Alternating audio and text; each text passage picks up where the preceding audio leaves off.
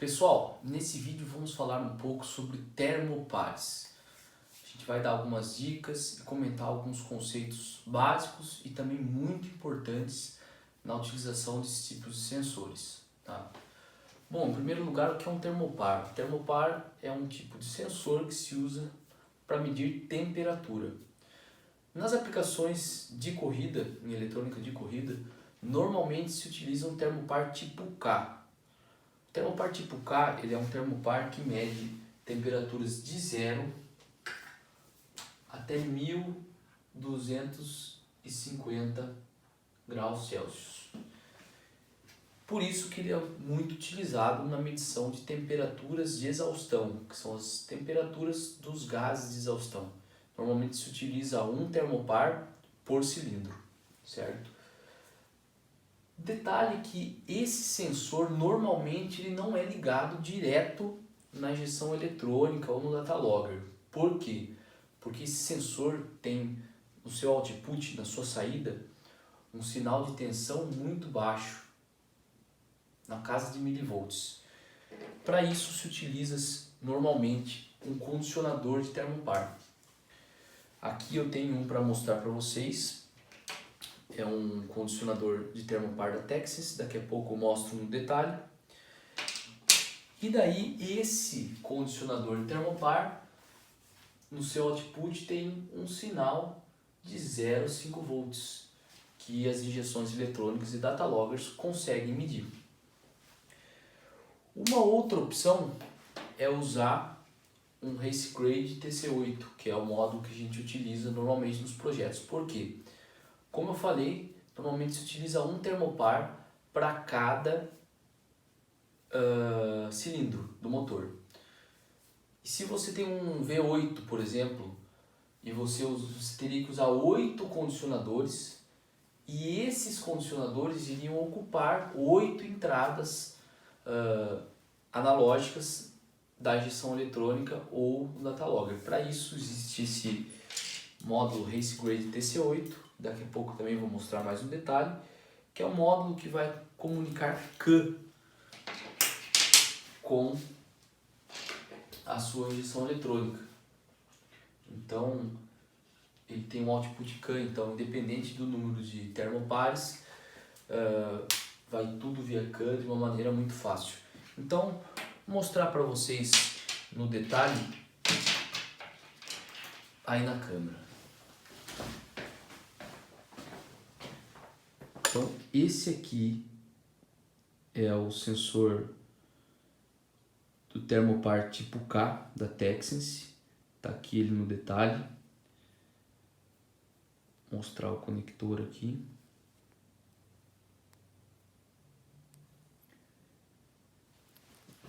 Agora eu vou mostrar para vocês o THK 1250 da Texas. Então aqui foi encaixado um termopar e tá aqui o condicionador, como vocês podem ver, bem pequeno. Tá aqui o chicote dele e um conector com 3 pinos. Então aqui você tem a alimentação do módulo, o terra e o sinal de saída, que é aquele sinal que eu comentei de 0 a 5 volts. Mas quando você vai usar vários termopares, o que a gente recomenda é o Race Grade TC8. Vocês estão vendo aqui no detalhe agora. Ele é um módulo que vem num case em alumínio, abas para fixação, até 8 termopares tipo K. Aqui a gente colocou 4 para essa demonstração. Tá aqui os 4 da Texas. E aqui está o conector dele, que é um conector do tipo Auto Sport. Possui 5 pinos banhados a ouro. E desses 5 pinos a gente utiliza apenas 4. Alimentação, 0 volts para o módulo e CAN High, CAN Low. Então nesses dois fios CAN, a gente consegue mandar todas as informações dos 8 termopares para a sua ECU ou para o seu data logger.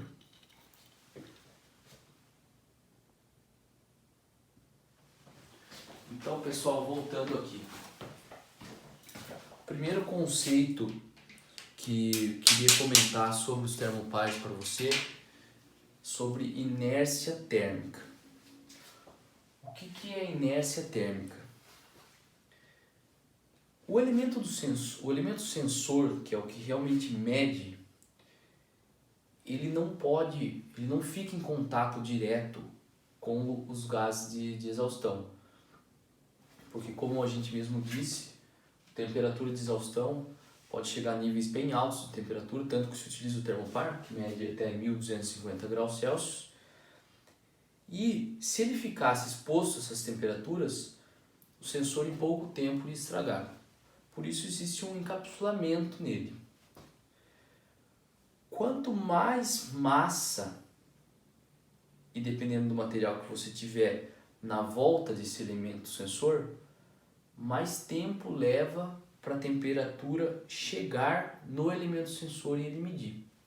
Então, o que eu quero dizer para vocês, quando eu mostrei para vocês, vocês viram que a ponta desse sensor ela é bem reduzida. Isso é feito para ele ter um tempo de resposta rápido, já vamos explicar. Mas vou mostrar nesse gráfico para vocês entenderem melhor.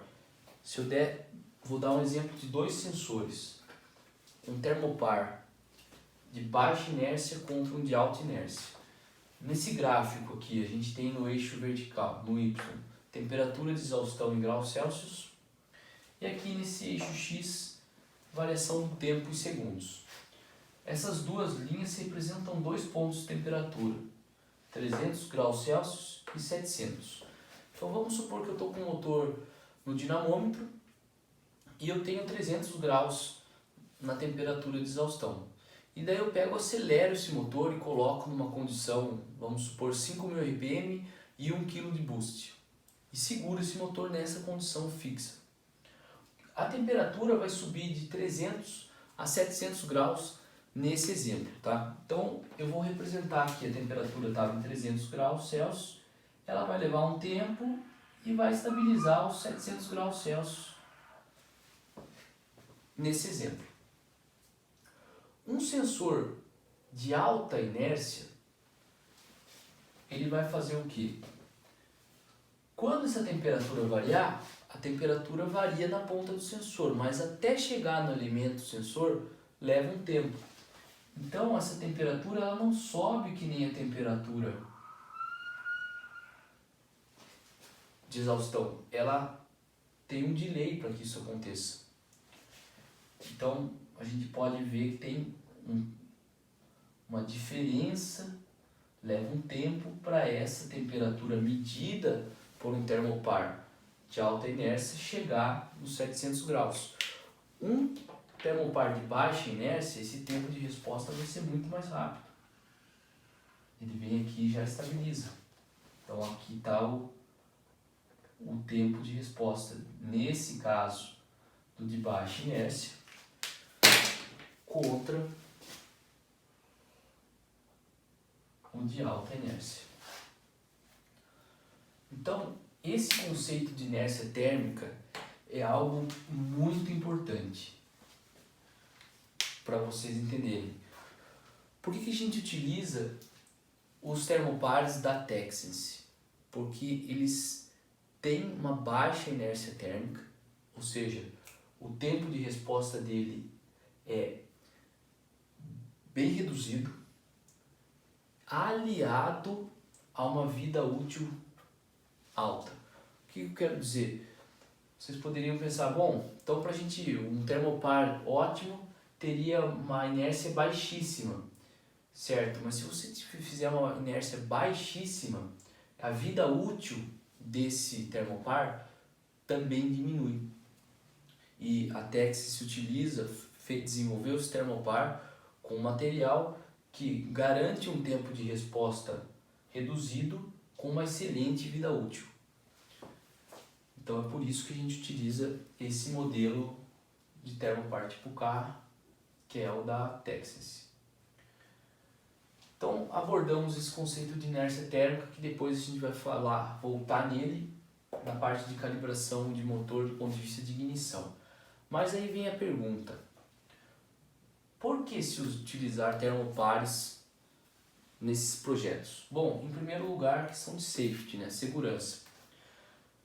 Tem componentes no motor, como por exemplo sedes de válvula, e as próprias válvulas de exaustão principalmente, que têm seus limites máximos de temperatura. Medindo, obviamente, essa temperatura de exaustão, durante a calibração do motor e sua utilização, dá para saber quão longe ou não você está desses limites de temperatura. Então esse é o primeiro ponto, o primeiro porquê de se utilizar termopares, questão de segurança. Segundo lugar, detecção de problemas. Se você está usando o termopar individual por cilindro e um cilindro falha, quer seja no dinamômetro ou em pista, fica muito mais fácil de você identificar essa falha no datalog. Às vezes o piloto sai, diz que o motor não está tão bom, você olha no log, além de você analisar os outros sinais vitais do motor, você pode olhar as temperaturas individuais de cada cilindro e ver se algum cilindro parou de funcionar, na hora a temperatura vai diminuir e você já sabe de uma maneira muito rápida e fácil qual cilindro está falhando. E o terceiro ponto é a questão da calibração do motor do ponto de vista de ignição. Então, tendo esses termopares individuais, eles também podem ser uma ferramenta para te auxiliar na calibração de ignição, do ponto de ignição num dinamômetro. Como?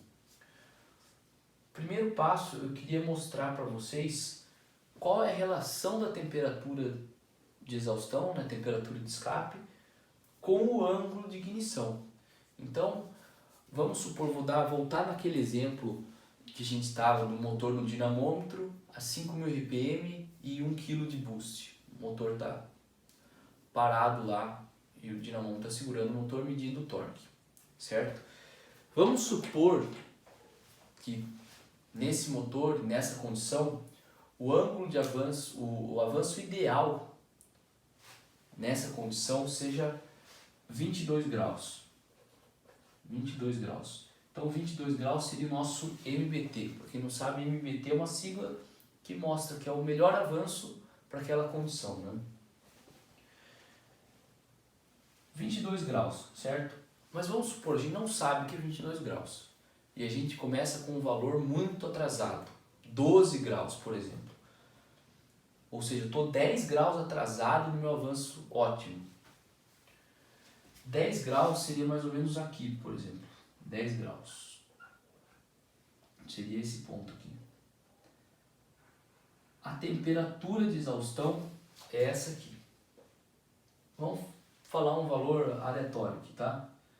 720 graus. Se eu colocar mais 2 graus, o que vai acontecer com essa temperatura? Essa temperatura ela vai diminuir. E o torque vai aumentar. Tá? Nesse caso aqui eu vou colocar um valor aqui, 15 graus. Não é graus Celsius aqui, né? Que é ângulo de ignição. 15 graus. Então, esse é um gráfico que representa a variação da temperatura de escape em função do ângulo de ignição. Voltando, o nosso ideal seria 22 graus para essa condição que eu falei de 5.000 RPM e 200 kPa na admissão, que seria relativo a 1 kg de boost, motor turbo. 22 graus é ideal. Se eu trabalhar com 10 graus, a temperatura de exaustão vai ser muito maior do que se eu trabalhasse no avanço ideal. É isso que eu gostaria de mostrar para vocês. Conforme você vai, se você partir de um ponto atrasado e você for subindo o avanço no sentido do avanço ideal, você vem diminuindo a temperatura de exaustão com um aumento de torque, até você chegar no MBT. Então seria um processo aí de pesquisa de avanço olhando a temperatura de exaustão.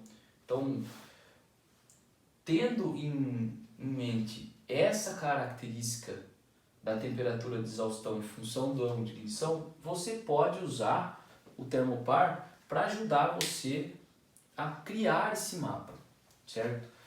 Para quem está acostumado com termodinâmica, já estudou termodinâmica, já fez engenharia e tudo mais, tem a primeira lei da termodinâmica, essa equação aqui, que é bem simples. Q é igual a ΔU mais trabalho. Q é quantidade de calor, ΔU é variação da energia interna e tal ali é o trabalho. Gostaria de fazer essa analogia para quem está acostumado com termodinâmica com essa equação. Qual que é a analogia?